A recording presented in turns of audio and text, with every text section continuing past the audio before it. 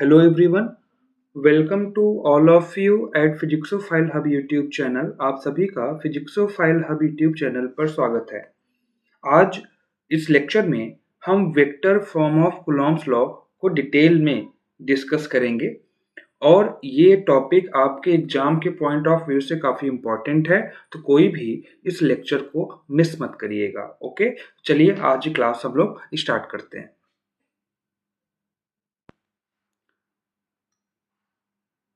सबसे पहले हम 2 पॉइंट चार्जेस Q1 और Q2 को लेंगे और उनके पोजीशन वेक्टर को दिखाएंगे। ठीक है, तो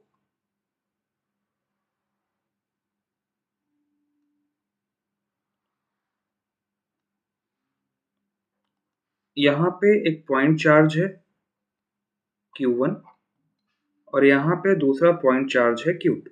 ऑलराइट, और इनका जो पोजीशन वेक्टर है, इनका जो पोजीशन वेक्टर है, Q1 का वेक्टर R1 है और Q2 का जो पोजीशन वेक्टर है वो कितना है, वो वेक्टर R2 है।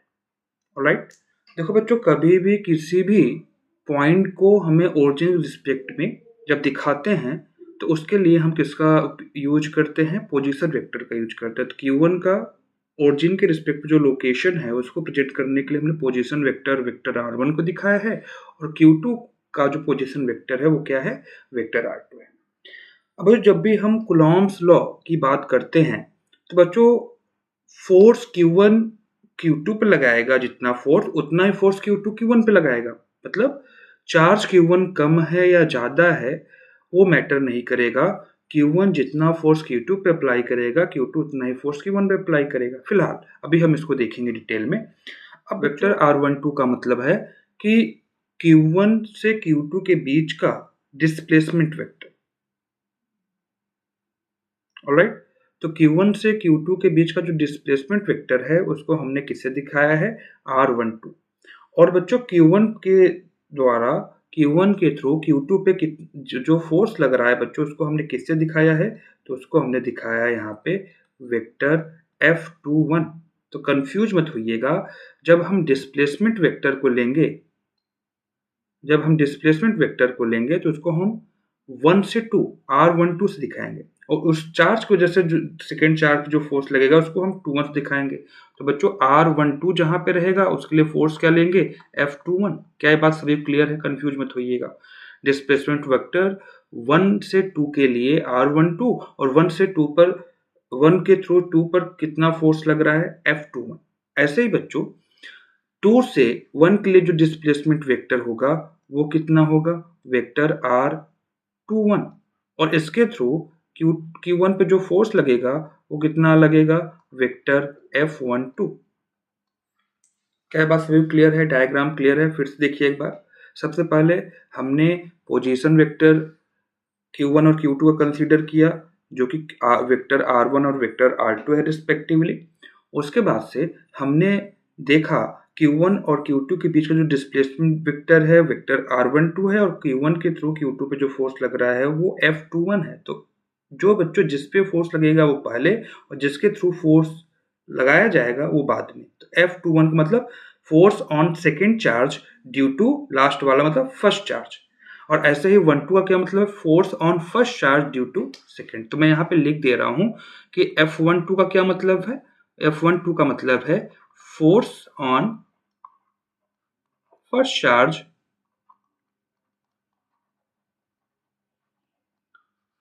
ड्यू टू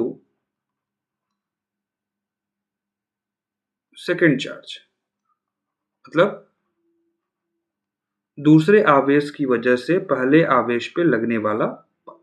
ऐसे बच्चों F21 भी हो जाएगा। F21 क्या हो जाएगा, force on second charge due to first charge. तो क्या बात क्लियर है?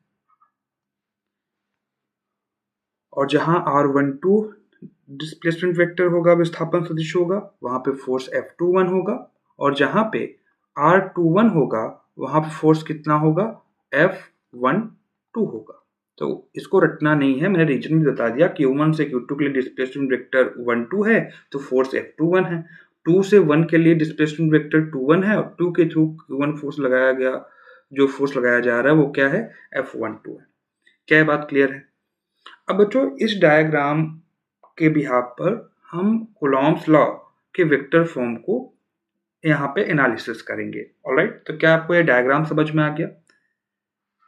अब हम इन दोनों फोर्सेज को निकालते हैं। तो अगर हम वेक्टर F12 को निकालें, अगर हम वेक्टर F12 को निकालेंगे तो वेक्टर F12 इक्वल टू यहाँ पे कितना आ जाएगा, 1/4 pi epsilon naught Q1 Q2 upon बीच का डिस्टेंस कितना है, तो आप देख पा रहे हो कि यहाँ पे जो बीच का 1 से 2 के लिए F12 के लिए बीच का डिस्प्लेसमेंट वेक्टर R21 है। तो यहाँ पे कितना आ जाएगा आपका, R21 का स्क्वायर, और बच्चों आपको पता है साथ में क्या आ जाता है, यूनिट वेक्टर आ जाएगा R21 का। देखो ये समझना पड़ेगा कि ये मैंने कैसे लिखा। ऑलराइट, तो देखो बच्चों, कभी भी किसी भी वेक्टर क्वांटिटी को दिखाना होता है तो उसका मैग्नीट्यूड तो आएगा ही आएगा, साथ में उसका डायरेक्शन भी आएगा।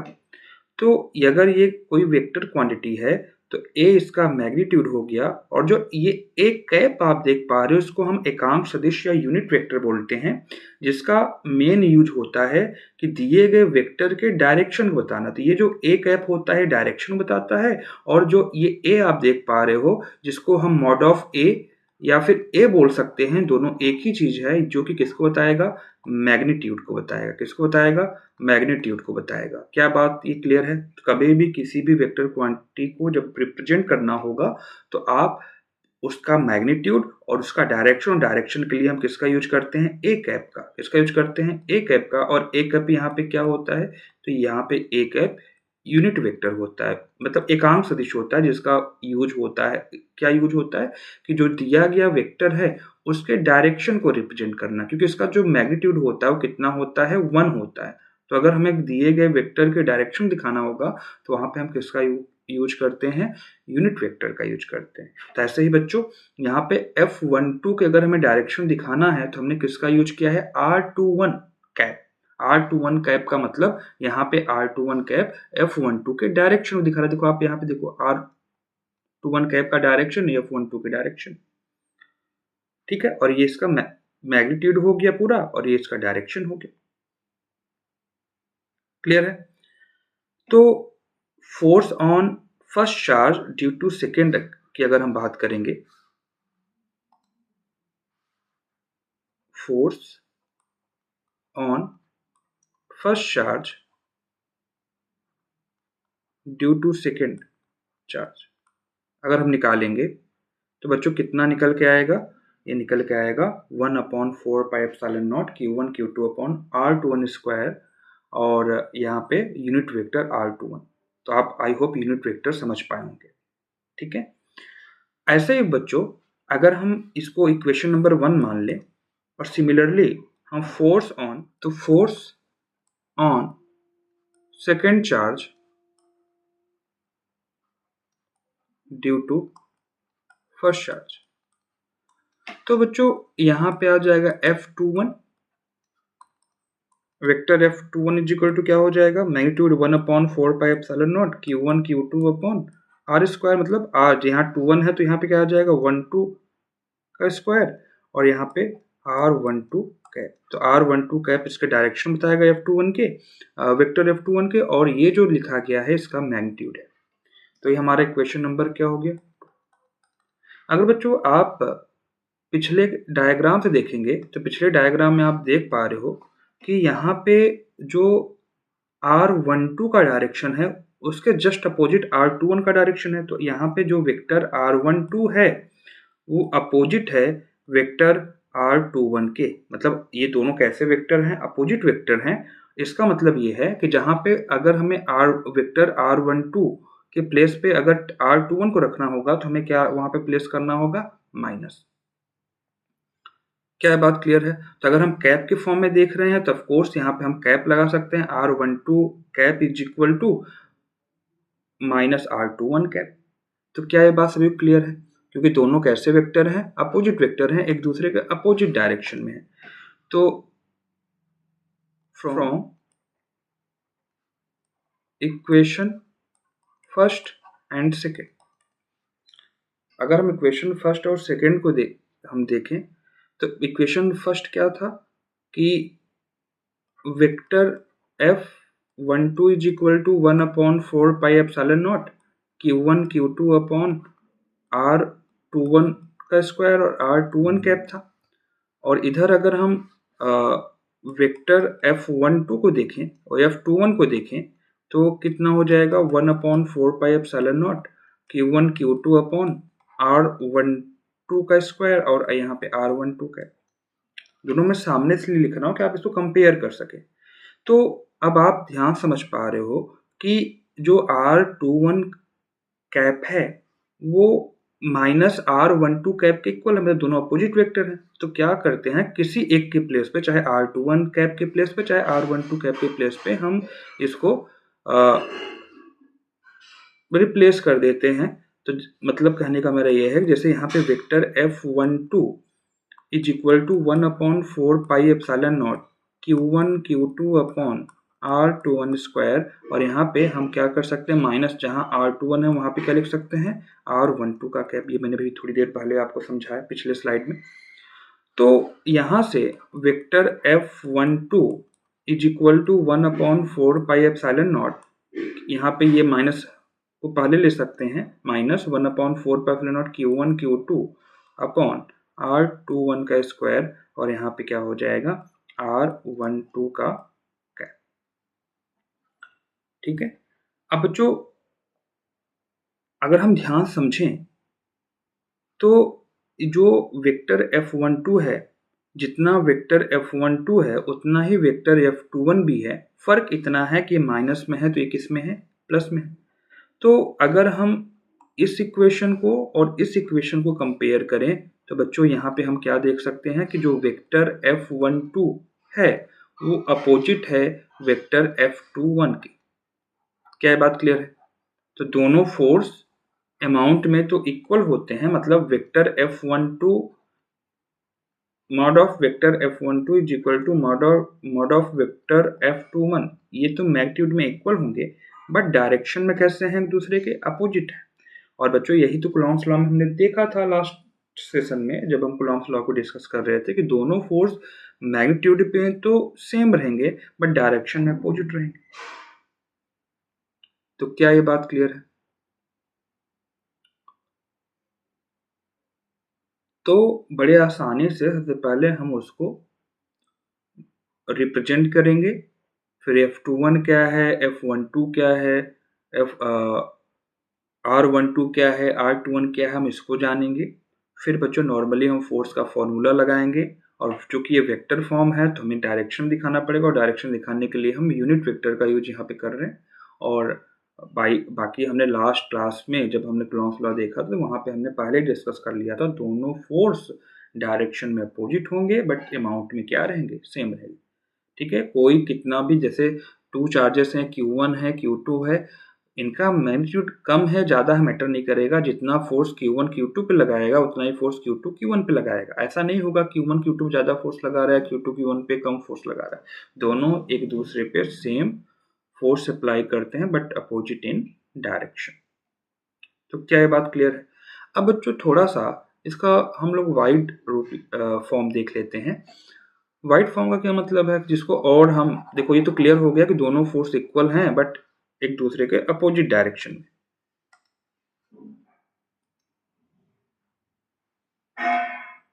अब बच्चों इसके बाद अगेन हम वही डायग्राम बना लेते हैं।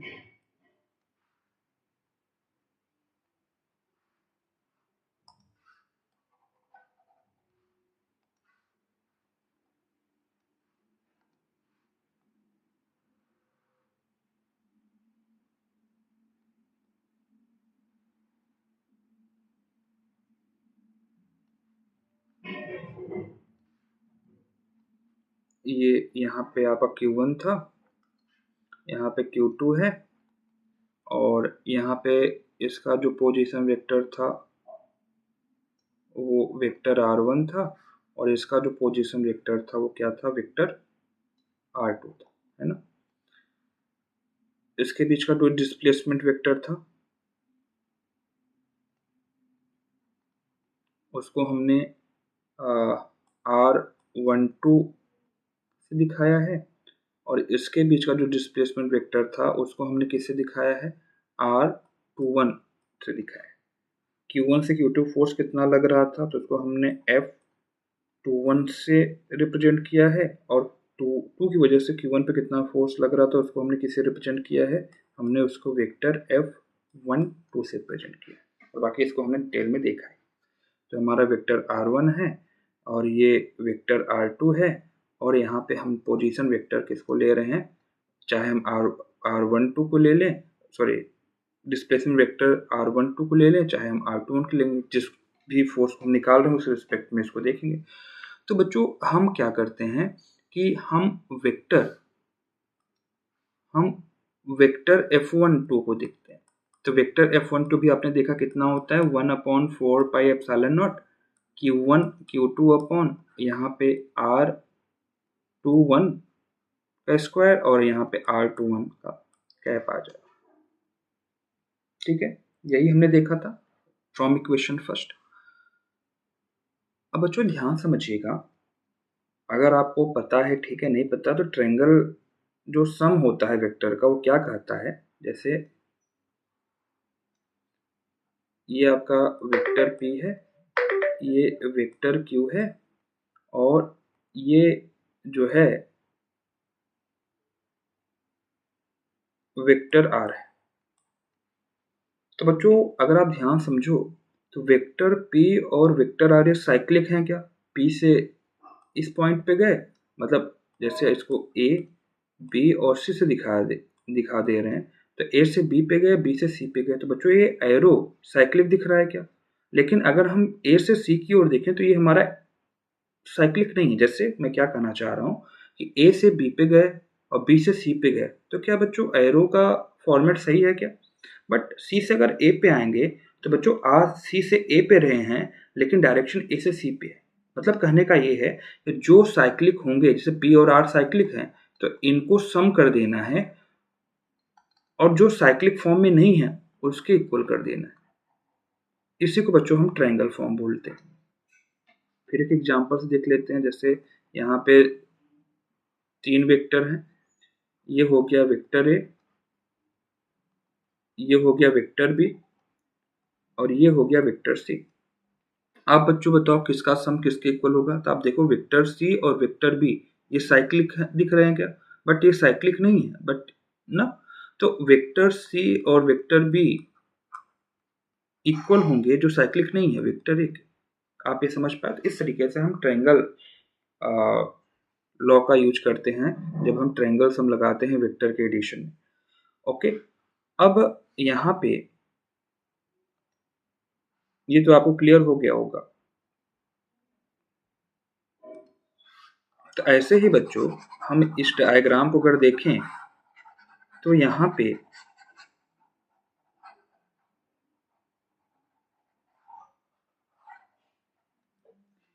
जो वेक्टर R12 है, ध्यान इसका डायरेक्शन किधर से है, इधर से इधर की ओर है। तो मैं इसको यहाँ अलग से दिखा दे रहा हूँ। ये हमारा R1 है, वेक्टर R1, ये हमारा क्या है, वेक्टर R2 है, और ये हमारा क्या है, R12 वेक्टर। ठीक है, अब जो इसका डायरेक्शन इस डायरेक्शन में है, इसका डायरेक्शन इस डायरेक्शन में है, इसका डायरेक्शन इस डायरेक्शन में। तो यहाँ पे आप देख पा रहे हो वेक्टर R1 और R12 वेक्टर ये साइक्लिक डायरेक्शन में है, और इसका अपोजिट डायरेक्शन क्या है, वेक्टर R2। तो यहाँ से जो R12 वेक्टर आ जाएगा वो कितना आ जाएगा, vector R2 minus vector R1। तो जहाँ पे R12 लिखा है वहाँ पे क्या लिखा जा सकता है, vector R2 minus vector R1। तो क्या ये बात क्लियर है। तो ये हमारे लिए बहुत इंपॉर्टेंट था जानना किस तरीके से हम R12 को वेक्टर R12 को R2 माइनस R1 लिख सकते हैं। तो बच्चों इस वजह से हम इसको लिख सकते हैं। ऑलराइट, तो एक चीज़ और समझिए आप लोग कि जैसे अभी हमने देखा, सपोज दैट बच्चों कि हम वेक्टर R21 को यहाँ पे दिखा रहे हैं। अगर हम वेक्टर R21 को दिखा रहे हैं तो यहाँ पे जो अभी हमने देखा कि कोई भी वेक्टर होगा तो उसका मैग्नीट्यूड R21 और साथ में उसका डायरेक्शन मतलब R21 कैप। तो यहाँ से जो R21 कैप हो जाएगा वो वेक्टर R21 अपॉन क्या हो जाएगा, R21। तो जहाँ R21 कैप है वहाँ पे क्या लिख सकते हैं हम लोग, वेक्टर R21 अपॉन R21, है ना। ये इसका मतलब ये आपका वेक्टर हो जाएगा, ये इसका मैग्नीट्यूड हो जाएगा, ये इसका डायरेक्शन। अगर कभी भी आपको यूनिट वेक्टर निकालना होता है तो दिए गए वेक्टर को उसके मैग्नीट्यूड से में डिवाइड कर देना होता है। क्लियर है। ऐसे ही बच्चों हमने यहाँ पे किसके लिए देखा, R12 के लिए। अगर यही R21 के लिए हम निकालते, ये आपको कॉन्सेप्ट क्लियर है ना। तो जहाँ पे R21 कैप लिखा है वहाँ पे क्या लिख सकते हैं, R21 वेक्टर अपॉन R21। ठीक है, ये वाला समझ लिया। ऐसे ही बच्चों अगर हम सेम, ये हमारा वेक्टर R1 है, वे हमारा वेक्टर R2 है, और हम किसको निकाल रहे हैं यहाँ पे, हम यहाँ पे निकाल रहे हैं R21 वेक्टर। तो R21 का डायरेक्शन किस डायरेक्शन में है, इस डायरेक्शन में। ये हमारा R1 है, ये हमारा R2। अब यहाँ बताओ कौन किस डायरेक्शन में। तो R2 वेक्टर और R21 वेक्टर ये साइक्लिक है, इज इक्वल टू जो साइक्लिक नहीं है वेक्टर R1।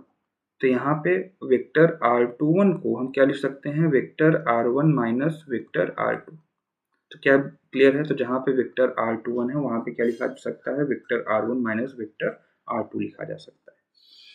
तो आइए इन सब चीज़ों को इस फॉर्मूले में अप्लाई करते हैं। तो vector F12 is equal to 1/4 pi epsilon naught Q1 Q2 upon R21 square. और यहाँ पे R जो 21 कैप है, तो R21 के कैप के प्लेस पे क्या लिखा जा सकता है, वेक्टर R21 अपॉन R2। तो यहाँ से vector F12 is equal to 1/4 pi epsilon naught Q1 Q2 upon R square. और बच्चों ये R21 स्क्वायर और ये R21 मल्टीप्लाई होकर R21 का क्यूब हो जाएगा, और ये क्या आ जाएगा, वेक्टर R2। तो ठीक है बच्चों, तो यहाँ भी हम इसको देख सकते हैं। तो कभी भी याद रखिएगा, किसी भी यूनिट वेक्टर को हम जब वेक्टर फॉर्म में कन्वर्ट, जैसे यूनिट वेक्टर था तो यहाँ स्क्वायर था, जैसे वेक्टर फॉर्म में आएगा तो यहाँ क्यूब आ जाएगा। इस चीज़ को ध्यान समझिएगा। अगर ये कैप लगा है तब तक ये स्क्वायर रहेगा, और जैसे हम यहाँ पे वेक्टर फॉर्म में इसको दिखाएंगे तो यहाँ क्यूब, क्योंकि आपको पता है कि जब भी हम कैप को वेक्टर में कन्वर्ट करेंगे तो हमें 1/R21 से मल्टीप्लाई करना पड़ेगा। तो इसलिए बच्चों याद रखिएगा, अगर यहाँ वेक्टर लगाएंगे तो यहाँ क्यूब आएगा, और यहाँ कैप रहेगा तो यहाँ पे क्या आएगा, स्क्वायर आएगा। क्या बात क्लियर है। अब इसको आगे और देख लेते हैं। Vector F12 is equal to 1/4 pi epsilon naught Q1 Q2 upon, बच्चों जहाँ पे ये हमारा R21 का क्यूब हो जाएगा, और जहाँ पे वेक्टर R21 है तो इसके प्लेस पे क्या लिखा जा सकता है, vector R1 minus vector R2। ठीक है, तो इस तरीके से हम इसके वेक्टर फॉर्म को देख सकते हैं। ऑलराइट, क्या इतना क्लियर हुआ। तो इस तरीके से जो कुलॉम्स लॉ का जो वेक्टर फॉर्म है, इस तरीके से आपका रिप्रेजेंट किया जाता है। मैक्सिमम आपको इस फॉर्म में लिखा हुआ मिलेगा, और अगर इस फॉर्म में मिला हुआ दिखे तो आप कंफ्यूज मत होइएगा, क्योंकि आपको पता है कि इसी फॉर्मेट को हम इस तरीके से इस वजह से लिख सकते हैं। ठीक है, तो बच्चों आप जो देख पा रहे हो, उसके पहले हमने रिलेशन देखा कि दोनों फोर्सेज में क्या रिलेशन होगा। दोनों फोर्सेज एक दूसरे के इक्वल होंगे बट अपोजिट डायरेक्शन में होंगे। और अगर हम किसी एक फोर्स को यहाँ पे सिंप्लीफाई करेंगे तो हमें कितना वैल्यू मिलेगा, हमें F12 is equal to vector F12 is equal to 1/4πε0 Q1 Q2 upon R21 का क्यूब, और यहाँ पे vector R1 minus vector R2, तो vector R1 minus vector R2 क्यों हुआ, क्योंकि वेक्टर R21 जो था वो वेक्टर R1 माइनस क्या था, वेक्टर R2 था। ठीक है, तो जो आप देख पा रहे हो ये vector form of Coulomb's law है। आई होप आप सभी को इतना समझ में आ गया होगा। बाकी इसके अलावा अगर कोई भी डाउट आपका रहता है तो आप बिल्कुल आप कमेंट सेक्शन में अपने क्वेश्चन को पूछ सकते हो। और इवन मैंने ट्राई किया कि सब कुछ आपको डिटेल में बताऊं, क्योंकि बच्चे यहाँ पे रट लेते हैं कि R12 है तो F21 होगा, वेक्टर R21 है तो F12। मैंने रीजन बताया क्योंकि डिस्प्लेसमेंट वेक्टर अगर Q1 से Q2 की ओर लेंगे तो R12 है ना, फोर्स अगर निकालेंगे Q2 पे पहले वाले को जस्ट निकालना पड़ेगा कि पहला वाला फोर्स ही तो दूसरे वाले फोर्स लगाती है, यहाँ पे F21 ऐसे ही F12। ठीक है, बाकी बच्चों सारा कुछ मैंने यहाँ पे अच्छे से आपको एक्सप्लेन कर दिया है। फिर भी अगर कोई डाउट रहेगा तो बिल्कुल आप लोग उसको कमेंट सेक्शन में पूछ सकते हैं। ठीक है, चलिए आज के लिए इतना ही, इसके आगे हम लोग नेक्स्ट क्लास में बात करेंगे। Thank you to all.